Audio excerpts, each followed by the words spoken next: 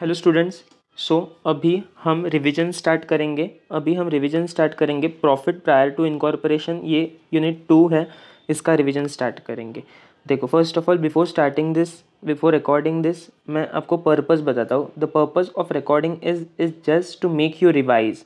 आपके अभी एग्ज़ाम्स आने वाले हैं एंड बिफोर द एग्ज़ाम्स आप इमीडिएटली कम टाइम में फास्ट सारी चीज़ें रिवाइज कर सको। एट द सेम टाइम यहाँ पे मैं सिर्फ कंसेप्ट डिस्कस करूँगा फास्ट एंड कैसे उसको एग्ज़ाम में लिखना है ये डिस्कस करूँगा। फॉर एग्जांपल, अगर मैंने ये फर्स्ट पॉइंट लिया, यहाँ पे आपको दिख रहा होगा introduction is the first point. अगर मैंने ये इंट्रोडक्शन लिया, बाद में जाके डिफरेंस आ रहा है, तो ये फर्स्ट पॉइंट हुआ, तो मैं फर्स्ट पॉइंट पहले डिस्कस करूँगा आपके साथ एंड देन एग्जाम पर्सपेक्टिव से उसको लिखना कैसे है ये बताऊँगा। सो यहाँ पर सिर्फ दो चीज़ें होंगी, एक fast discussion, second exam oriented उसको लिखना कैसे है। पहले डिस्कस करेंगे, फिर बाद में कैसे लिखना है वो देखेंगे। समझा? अदर देन दैट यहाँ पे कुछ नहीं होगा। Initially specifically regarding to this chapter 2 that is profit prior to incorporation, इसके रिगार्डिंग बोलने जाओ तो यहाँ पे इनिशियली 5-6 पेजेस की थियरी है। तो हम पहले थियरी डिस्कस करेंगे एंड देन न्यूमेरिकल्स पे शिफ्ट होंगे। जब न्यूमेरिकल्स करेंगे उस टाइम बताऊंगा न्यूमेरिकल्स कैसे करेंगे। पहले अभी करंटली 5 पेजेस की थियरी देख लेते हैं। समझा? Let us start. Without wasting time let us start. देखो, प्रॉफिट प्रायर टू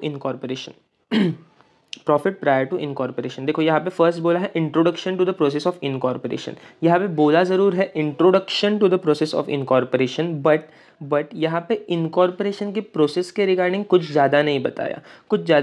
सिर्फ इतना बताया है कि certificate of registration, certificate of commencement of business या फिर सर्टिफिकेट ऑफ रजिस्ट्रेशन लेना इंपॉर्टेंट है एंड वो लेने के बाद certificate of incorporation and certificate of commencement लेने के बाद आप बिजनेस चालू कर सकते हो, इतना बताया है।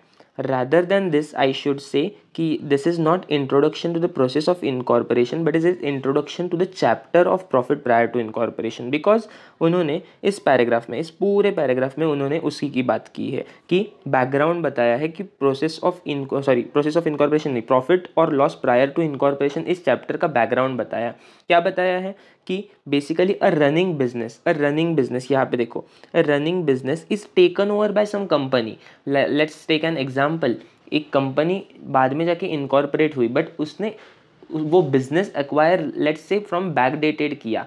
मतलब ये नॉर्मली ऐसे बिजनेस वर्ल्ड में होता है कि हम बिजनेस एक्वायर करते हैं लेट्स से 1 अप्रैल से एंड देन बाद में जाके कुछ प्रोसीजर्स होते हैं कंपनीज एक्ट के अंडर, जो इनकॉर्पोरेशन के लिए प्रोसीजर्स वगैरह होते हैं, उसको होने के लिए टाइम लगता है एंड देन बाद में जाके कंपनी एक्चुअल में इनकॉर्पोरेट होती है। मतलब एक्चुअल में उसका सर्टिफिकेट ऑफ इनकॉर्पोरेशन बाद में जाके आता है। तो जो बीच में टाइम लैग हुआ from the date of acquisition to the date of actual incorporation, उसको हम बोलते हैं पीरियड प्रायर टू इनकॉर्पोरेशन होने से पहले वाला पीरियड।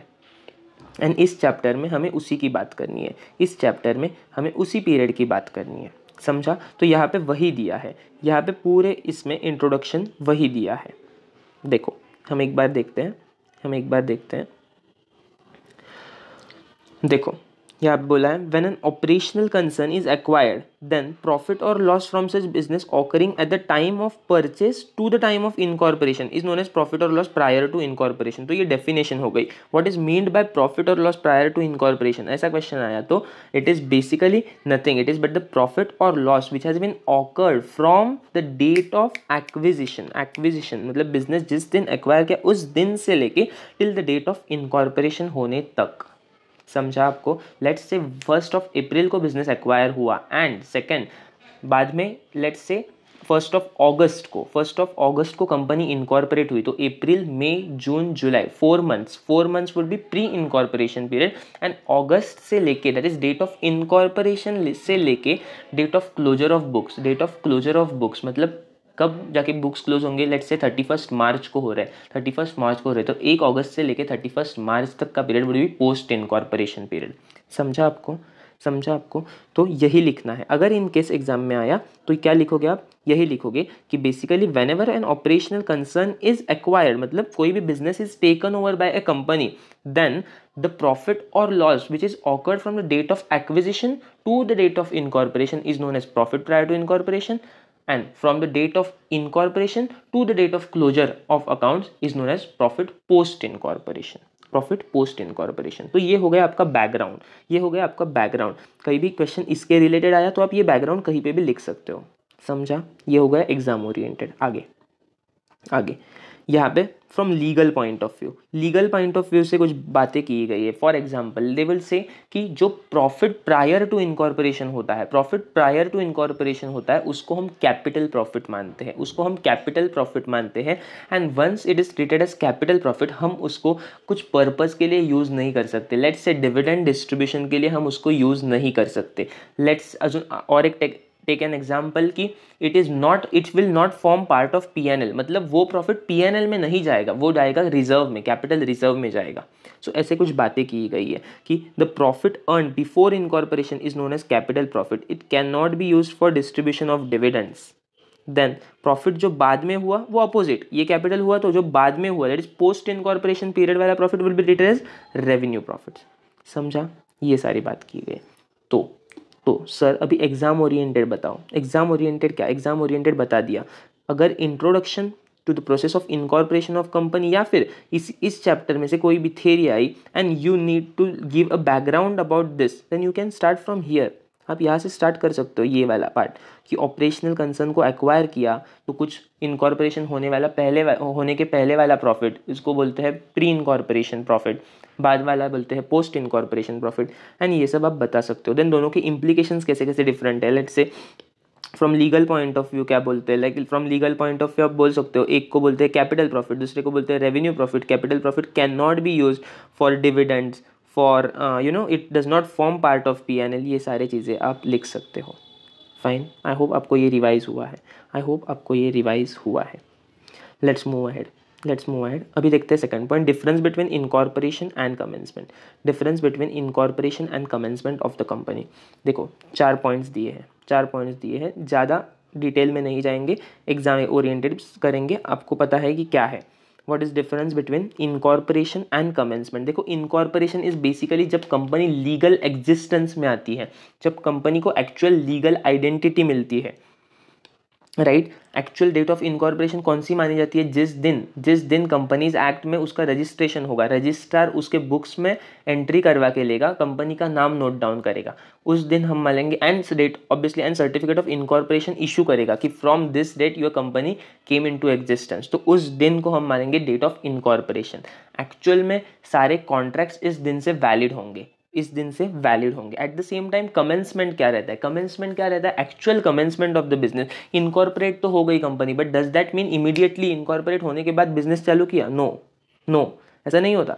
तो जब एक्चुअल कमेंसमेंट करेंगे उसको हम बोलेंगे कमेंसमेंट। तो कुछ कंपनीज के केस में it is required, they are required to take certificate of commencement also. Business चालू करने से पहले उनको सर्टिफिकेट ऑफ कमेंसमेंट लेना रिक्वायर्ड है। एट द सेम टाइम कुछ कंपनीज के केस में ऐसा नहीं है। कौन सी कंपनीज है नहीं देखना, इतने डिटेल में नहीं देखना है हमें। फाइन, तो लेट अस सी एग्जाम में आने के बाद क्या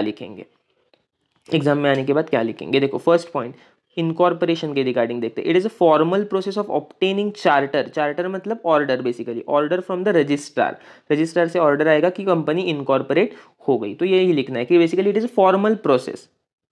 किसके लिए? फॉर ऑब्टेनिंग चार्टर, मतलब बेसिकली ऑर्डर लेना कि आज के दिन से आपकी कंपनी एग्जिस्टेंस में आ गई।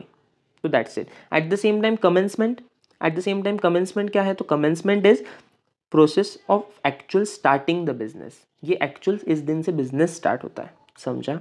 नेक्स्ट पॉइंट देखते हैं। On the date, this is the date on which the company is registered in the books of registrar, मतलब इस दिन से रजिस्ट्रार के बुक्स में वो कंपनी रजिस्टर हो गई। इसको बर्थ सर्टिफिकेट, मतलब जिस दिन कंपनी को मतलब एक सर्टिफिकेट ऑफ इनकॉर्पोरेशन को हम birth certificate of the company भी बोलते हैं, तो ये भी लिखोगे आप। Eight the same time commencement of business, कुछ कंपनीज को जैसे मैंने बोला था ना, ये देखो public private companies with share capital without share capital की कुछ इन्फॉर्मेशन दी है यहाँ पे। You can leave it, you can do it at your own. Fine, तो कुछ कंपनीज के केस में वो कमेंसमेंट का सर्टिफिकेट लेना रिक्वायर्ड रहता है, वही बताया। देन आगे the contracts entered into by company are termed valid after obtaining certificate of incorporation, मतलब सर्टिफिकेट ऑफ इनकॉर्पोरेशन ऑब्टेन होने के बाद ही वो कॉन्ट्रैक्ट्स वैलिड माने जाते हैं। एट द सेम टाइम यहाँ पे सर्टिफिकेट ऑफ कमेंसमेंट आने के बाद ही आप बिजनेस करना स्टार्ट करते हो। फाइन, समझा। नेक्स्ट यहाँ पे उसको बोलते हैं डेट ऑफ इनकॉर्पोरेशन, यहाँ पे उसको बोलते हैं date of commencement. Date of commencement, तो ये 4 पॉइंट लिखोगे। क्या क्या लिखोगे? फर्स्ट तो एक फॉर्मल प्रोसेस है, दूसरा its actual start of business, second certificate of incorporation, certificate of commencement, birth certificate बोला जाता है, चार्टर ऑफ द कंपनी उस दिन ये होता है, रजिस्ट्रार के बुक्स में उस दिन हुआ, मतलब लाइक व्हाट एंट्री होती है, फाइन। देन कॉन्ट्रैक्ट्स वैलिड उस दिन से होते हैं जिस दिन सर्टिफिकेट ऑफ इनकॉर्पोरेशन आता है, एंड यहाँ पे सारे बिजनेस एक्टिविटीज उस दिन से शुरू होती है। तो ये ऐसे डिफरेंस करके आप लिखोगे, समझा? I hope you got it, I hope you got it. आगे मूव होते हैं, ज़्यादा टाइम नहीं लगाएंगे, आगे मूव होते हैं। Accounting for income and expenses during pre and post incorporation period. यहाँ पे अकाउंटिंग के बारे में बात चल रही है, अकाउंटिंग के बारे में बात चल रही है, accounting of income and expenses during pre and post incorporation period. मतलब अभी देखो ये रिवीजन चल रहा है, तो आई एम अज्यूमिंग आपको थोड़ी बहुत चीज़ें पता है, तो it is like you know कि हम सारे एक्सपेंसेस को डिवाइड करते हैं प्री एंड पोस्ट में। बेसिकली एक्सपेंसेस नहीं, all the items of trial balance, it में बी एक्सपेंस, इट में बी इनकम। तो सारे एक्सपेंसेस एंड इनकम्स को pre and post incorporation period में डिवाइड करते हैं। डिवाइड क्यों करते हैं? बेसिकली इसका रीज़न ये है बिकॉज कंपनीज एक्ट रिक्वायर्स कि दो प्रॉफिट अलग अलग दिखाओ। जो प्री इनकॉर्पोरेशन वाला पीरियड है उसका प्रॉफिट या फिर उसका लॉस अलग से दिखाओ, जो पोस्ट वाला है उसका प्रॉफिट या उसका लॉस अलग से दिखाओ। क्यों अलग से दिखाओ? बिकॉज दोनों के ट्रीटमेंट अलग है। दोनों का ट्रीटमेंट क्या है सर? कैपिटल प्रॉफिट का ट्रीटमेंट क्या है? तो कैपिटल जो प्री इनकॉर्पोरेशन प्रॉफिट है उसको हम कैपिटल प्रॉफिट बोलते हैं, उसका ट्रीटमेंट क्या है? तो वो कैपिटल रिजर्व में जाता है। At the same time post वाला है वो P&L में जाता है। तो ये दोनों का डिफरेंस, दोनों अगर अलग अलग जगह पे जा रहे हैं तो दोनों को बाइफरगेट तो करना पड़ेगा ना सर, दोनों को बाइफरगेट तो करना पड़ेगा। दोनों के प्रॉफिट्स अलग अलग से निकाले ही नहीं तो how can we transfer one amount to capital reserve, one amount to P&L? कैसे कर सकते हैं? Not possible. So we have to bifurcate. तो उसी के लिए अकाउंटिंग रिक्वायर्ड है, उसी के लिए अकाउंटिंग। ये जो बाइफरगेट कर रहे हैं वो क्या कर रहे हैं? अकाउंटिंग ही कर रहे हैं। एक को कैपिटल रिजर्व में लेके जा रहे हैं, दूसरे को P&L में लेके जा रहे हैं। ये क्या कर रहे हैं? क्या कर रही है? This is accounting. तो अकाउंटिंग के रिगार्डिंग कुछ थियरी दी है आपके कि अकाउंटिंग कैसे होगा। लाइक एक्चुअल में हम अकाउंटिंग करेंगे जब हम न्यूमेरिकल सॉल्व करेंगे ना आगे जाके, तो उस टाइम अकाउंटिंग करेंगे, बट यहाँ पे कुछ थियरी दी है। तो in case a question comes कि accounting for income and expenses कैसे करोगे आप for pre and post incorporation period, आप अकाउंटिंग कैसे करोगे? इसका थियरी क्वेश्चन आया तो आप क्या लिखोगे? तो आप वही लिखोगे जो आप सारा आपको पता है, जो आप सारा न्यूमेरिकल्स में करते आए हो वही लिखोगे। इसके लिए मैंने आपको एक रिटर्न नोट्स दिए थे, वो यहाँ पे मैंने लाए हैं, ये देखो वही पॉइंट है, सिर्फ थोड़ा शॉर्ट सिंप्लीफाइड फॉर्मेट है। देखो accounting for income and expenses,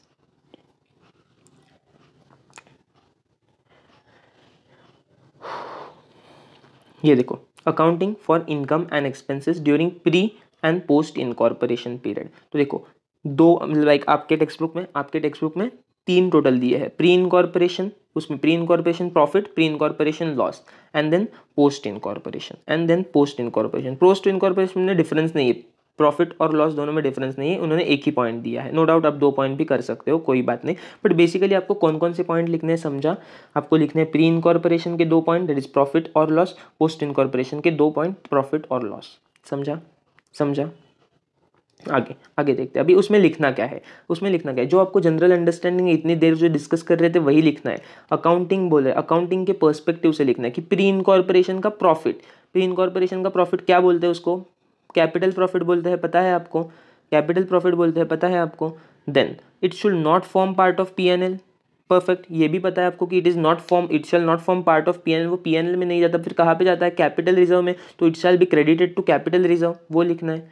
then it can not be use for dividend distribution, ये भी देखा था हमने कि डिविडेंड डिस्ट्रीब्यूशन के लिए वो यूज नहीं हो सकता, right? And once it is transferred to capital reserve, तो उस पर कुछ रिस्ट्रिक्शंस आ जाते हैं कि वो रिजर्व, अभी कैपिटल रिजर्व है ना, तो रिजर्व किस पर्पज के लिए यूज कर सकते हैं, तो कुछ रिस्ट्रिक्शंस आते हैं। It can not be use, या फिर sorry it shall B use, I am sorry capital reserve किस पर्पज के लिए यूज करेंगे वो आ जाता है। कैपिटल रिजर्व हम कौन से पर्पज़ के लिए यूज़ करेंगे? We will be using it for writing off capital losses, we would be using it for underwriting commission जो हमने दिया है, जो एक्सपेंस हुआ है, उस एक्सपेंस को हम इस रिजर्व में से एडजस्ट करेंगे। जो हमारे प्रिलिमिनरी एक्सपेंसेस बुक्स में दिख रहे हैं उन एक्सपेंसेस को हम इन रिजर्व्स के अगेंस्ट एडजस्ट करेंगे। समझा? समझा? आई मीन टू से कि ये बेसिकली क्या क्या रहा, ये 4 पॉइंट्स आप याद रख सकते हो, ये 4 पॉइंट आप याद रख सकते हो। क्या? फर्स्ट, तो pre incorporation is always capital, capital है इसलिए तो क्रेडिट कर रहे कैपिटल रिजर्व को, ऐसे लिंक में याद रख सकते हो, राइट? कैपिटल है इसलिए तो वो पीएनएल का फॉर्म पार्ट नहीं होगा, पीएनएल का पार्ट नहीं बनेगा। देन अगर पीएनएल का पार्ट नहीं बनेगा तो डिविडेंड के लिए नहीं यूज़ होगा।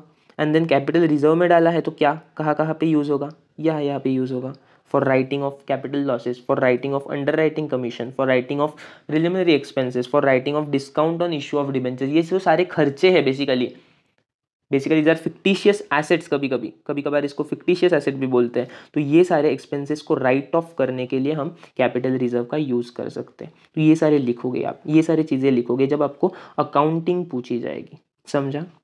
आई hope you got it. Points याद कर लो, पॉइंट्स याद कर लो। First, capital profit.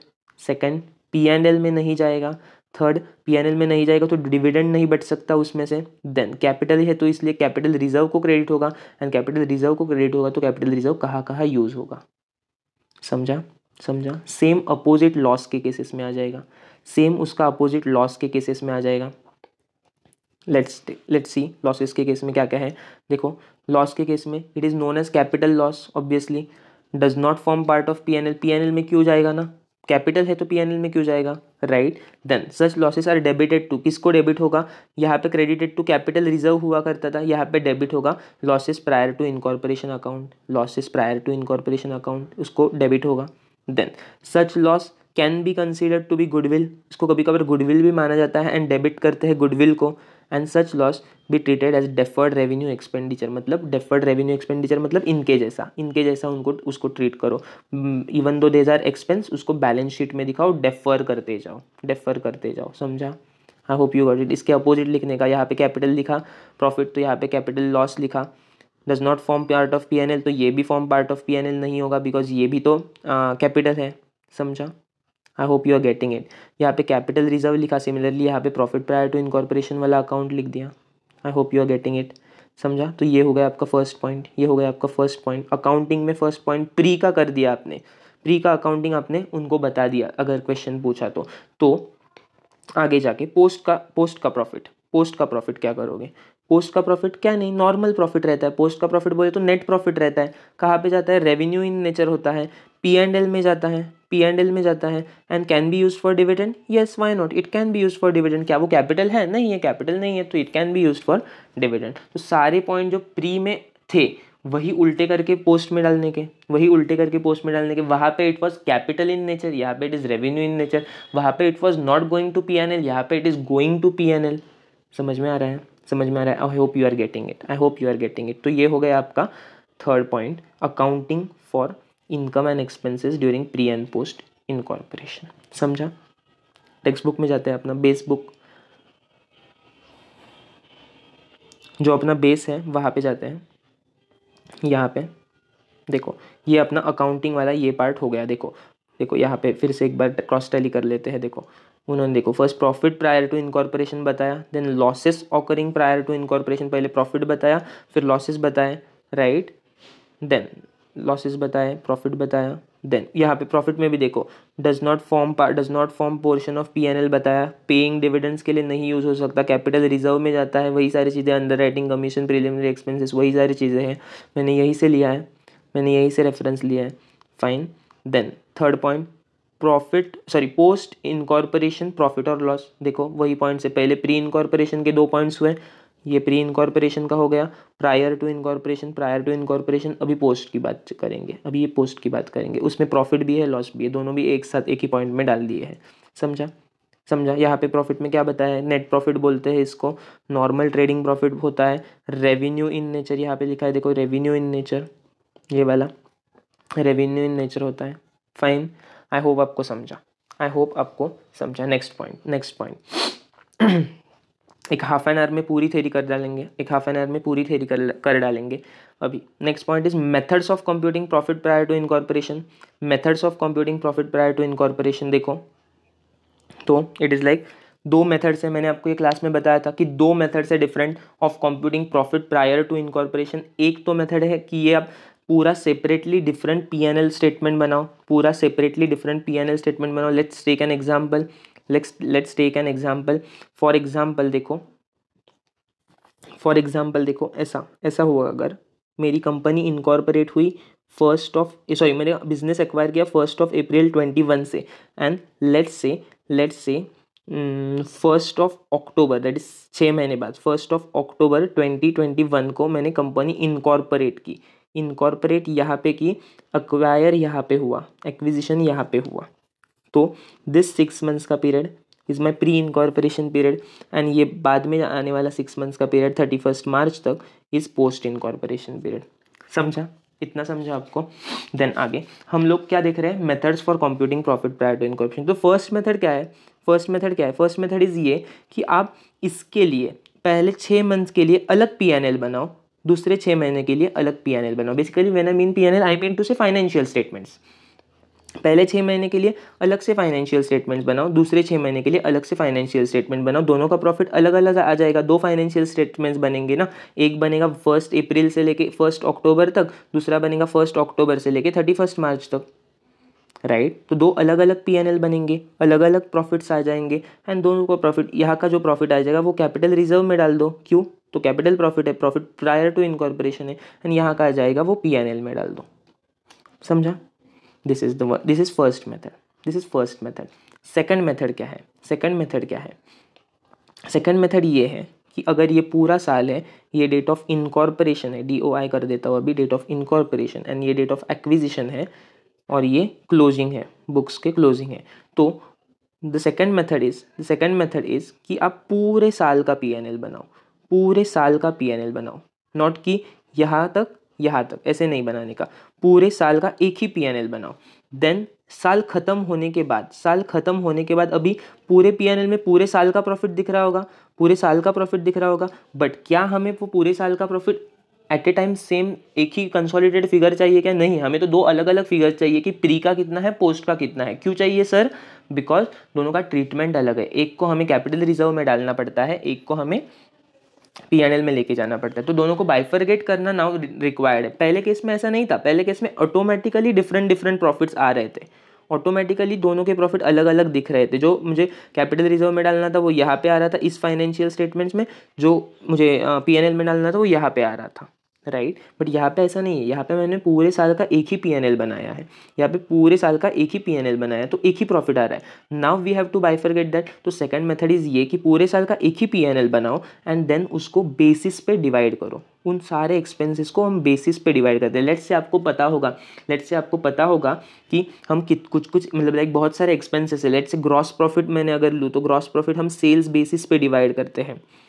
अगर मैं सेल्स कमीशन लूँ तो उसको हम सेल्स बेसिस पे डिवाइड करते हैं। अगर मैं रेंट लूँ तो रेंट को हम टाइम रेशो के बेसिस पे डिवाइड करते हैं। आई मीन टू से, हम रेशो नहीं डिस्कस करना, but I just mean to say कि हम कोई ना कोई बेसिस लेते हैं एंड देन डिवाइड करते हैं। लाइक वी डिवाइड क्यों करते हैं? हम क्या करते हैं, हम ये सारे एक्सपेंसेस अलग अलग दो पीरियड में डिवाइड करते हैं, एक तो प्री में और एक तो पोस्ट में, एंड देन प्री और पोस्ट का प्रॉफिट अलग अलग निकालते हैं।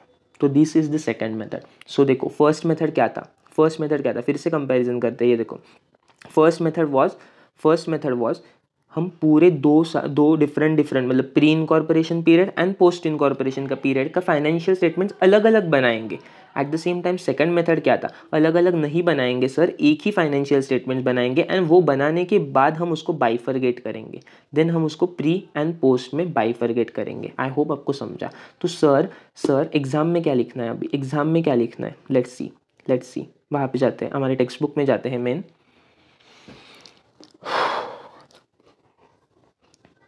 ये देखो असर्टेनमेंट ऑफ प्रॉफिट और loss, methods of computing profit prior to incorporation. देखो यहाँ पे देख लो थ्योरी, देखो ये देखो यहाँ पे मैंने बोला ना दो मेथड्स है। ये देखो first method ascertainment of pre incorporation and post incorporation profit by preparing P&L and balance sheet. Bye preparing P&L and balance sheet, मतलब P&L बैलेंस शीट बनाओ, सेपरेट बनाओ, दोनों पीरियड के लिए अलग अलग बनाओ। At the same time second method क्या है, apportioning the whole profits of the year, मतलब सारे पूरे साल के प्रॉफिट्स अपोर्शन कर दो into pre and post incorporation period on some basis considering some basis. समझा? देखो तो फर्स्ट मेथड थोड़ा डिटेल में देखते हैं।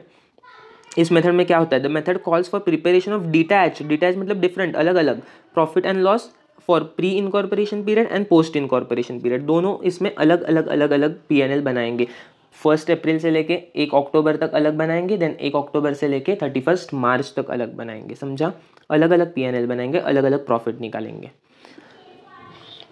At the same time second method में देखो, सेकंड मेथड में क्या करेंगे, the following method is use for purpose of calculating profit. इसमें क्या करते हैं, यहाँ पे हमने देखा अपोर्शनिंग होल ऑफ द प्रॉफिट्स, मतलब सारे के सारे प्रॉफिट्स ले लो, पूरे के पूरे प्रॉफिट्स ले लो एंड देन उसको अपोर्शन करो। तो यहाँ पे देखो स्टेप 1 दिया है, आगे जाके स्टेप 2 दिया होगा, ऐसे करके देखो यहाँ पे स्टेप 2 दिया है एंड उन्होंने उस स्टेप्स में बोला है कि हम क्या करते हैं। उन्होंने स्टेप्स में बोला है कि हम लोग trading account is prepared for full time period, ये देखो फुल टाइम पीरियड मतलब पूरे साल के लिए बनाते हैं। And then following ratios are then calculated, ratio calculate करते हैं हम, टाइम रेशियो कैलकुलेट करते हैं, सेल्स रेशियो कैलकुलेट करते हैं एंड उसके बेसिस पे, उन रेशो के बेसिस पे ये सारे एक्सपेंडिचर हम डिवाइड करते हैं। Let's say gross profit, fixed expenditure time basis पे होता है, then time related expenses time basis पे होंगे, expenses which are wholly related, कुछ एक्सपेंस थे जो प्री इनकॉर्पोरेशन या पोस्ट इनकॉर्पोरेशन से होली रिलेटेड थे। Let's say directors fee is completely relating to post, right, तो वो पोस्ट में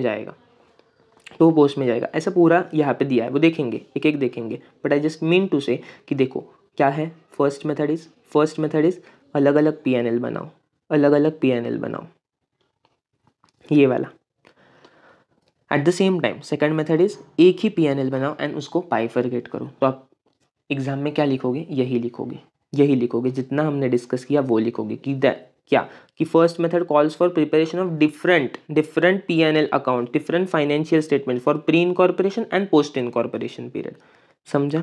एट द सेम टाइम और क्या लिखोगे, इसका एक फ़ायदा है एक तोटा है, मतलब लाइक नुकसान है। एक फ़ायदा है that is one is advantage and दूसरा डिसएडवांटेज है। एक एडवांटेज तो ये है कि देखो बहुत ईजी है, दो अलग अलग P&L बनाओ, एक्यूरेटली दोनों का प्रॉफिट आ जाएगा। एक्यूरेटली इस पीरियड में कितना प्रॉफिट हो रहा है वो आ जाएगा, लाइक प्री इनकॉर्पोरेशन, मतलब अगर मैंने ये एग्जाम्पल ऐसे लिया यहाँ पे ले लिया कि ये प्री इनकॉर्पोरेशन एंड ये पोस्ट इनकॉर्पोरेशन पीरियड, तो दोनों के अगर दो मैंने P&L बनाए तो इसका प्रॉफिट परफेक्टली इसका आ जाएगा, इसका प्रॉफिट परफेक्टली इसका आ जाएगा। आई मीन टू से एक्यूरेट मेथड है। तो this is one of the advantage कि यहाँ से एक्यूरेटली आप निकाल सकते हो profit and loss. Eight the same time इसका डिसएडवांटेज क्या है, तो 2 बार अपने को फाइनेंशियल स्टेटमेंट्स बनाने पड़ेंगे, 2 अलग अलग फाइनेंशियल स्टेटमेंट्स बनाने पड़ेंगे। दैट मीन्स 2 बार अपने को स्टॉक टेक वगैरह करना पड़ेगा।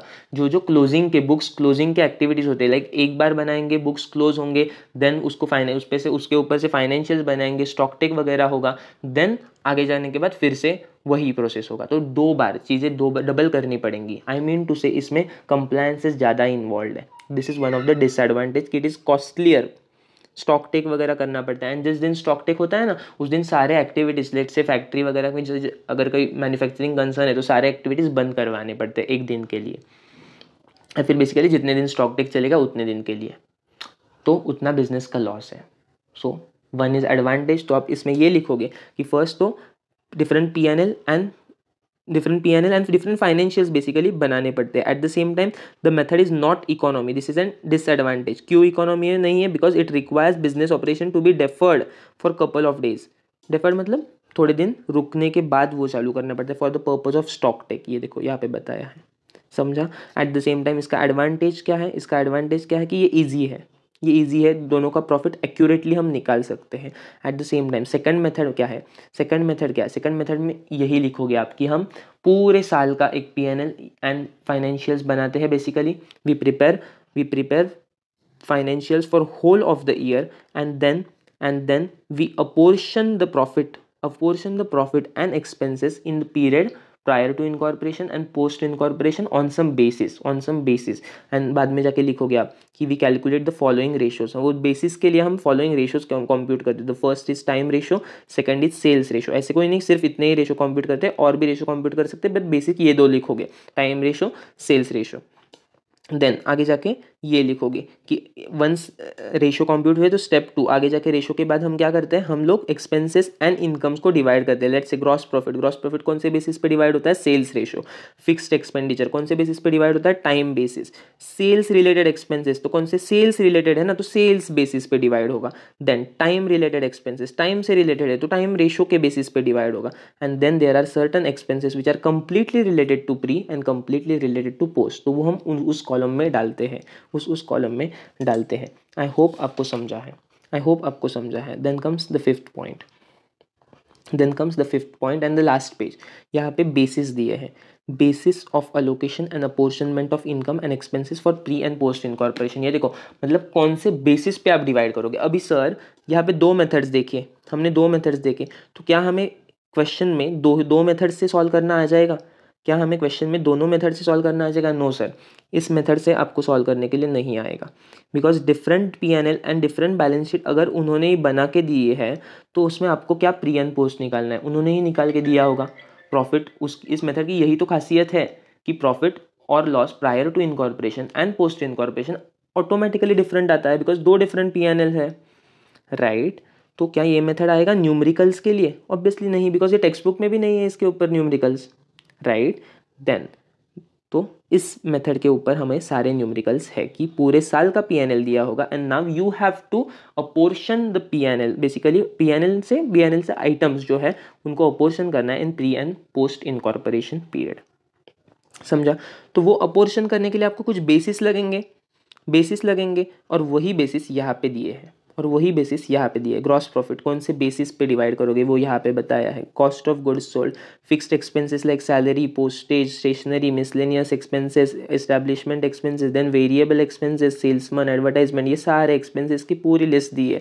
देखो कुछ expenses specifically relating to pre incorporation period है, वो प्री इनकॉर्पोरेशन में ही जाएंगे। कुछ एक्चुअल बेसिस पे जाते हैं, कुछ एक्चुअल रेशो के हिसाब से जाते हैं, कुछ देखो प्री एंड पोस्ट में like interest on purchase consideration हमने ये देखा था। देन ऑडिट फीस का क्या होगा वो, ये सारा यहाँ पे दिया गया है, जो ये सारा यहाँ पे दिया गया है। देन क्या हम ये अभी डिस्कस करेंगे?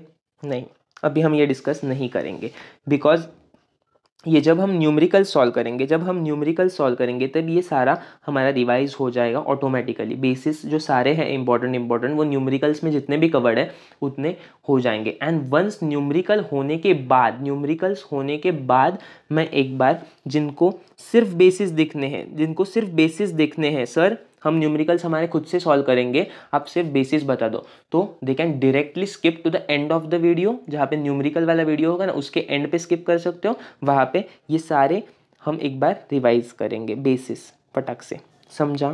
तो आई होप यहाँ पे आपकी थियरी ख़त्म होती है, यहाँ से आगे न्यूमेरिकल्स चालू होते हैं। देखो एग्जाम्पल नंबर 3 एंड आगे न्यूमेरिकल्स ही है सारे, समझा।